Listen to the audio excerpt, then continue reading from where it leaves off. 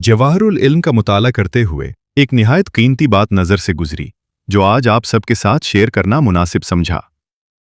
हज़रत मालिक बिन दीनार रहमहुल्लाह फरमाते हैं, एक हराम रुपए से अपने आप को बचाना 100 रुपए सदका करने से बेहतर है। ये बात बहुत गहरी है।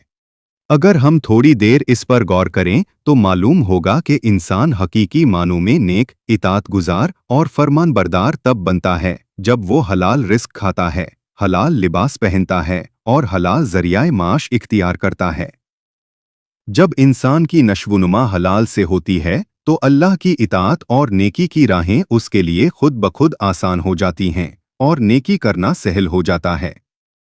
लेकिन अगर खुदा नखास्ता इंसान हराम से परवरिश पाए तो उसके लिए नेकी के रास्ते मुश्किल हो जाते हैं, दिल इबादत की तरफ माइल नहीं होता और इताअत में रुकावटें पैदा हो जाती हैं।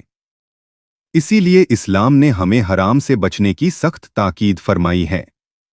कुरान मजीद में अल्लाह ताला का इरशाद है, कुलू मिनत तय्यबात वामलू सॉलिहात, यानी पाकीज़ा चीज़ें खाओ और नेक आमाल करो। मुफस्सिरीन फरमाते हैं कि अल्लाह ताला ने पहले हलाल खाने का जिक्र फरमाया, फिर नेक आमाल का हुक्म दिया, क्योंकि जब बंदा हलाल खाता है तो नेकी करना उसके लिए आसान हो जाता है। अफसोस कि आज लोग हलाल खाने को इबादत नहीं समझते। हालांकि जिस तरह नमाज, रोज़ा और ज़िक्र इबादत है, इसी तरह हलाल खाना, हलाल पहनना और हलाल तरीक़े से ज़िंदगी गुजारना भी इबादत है।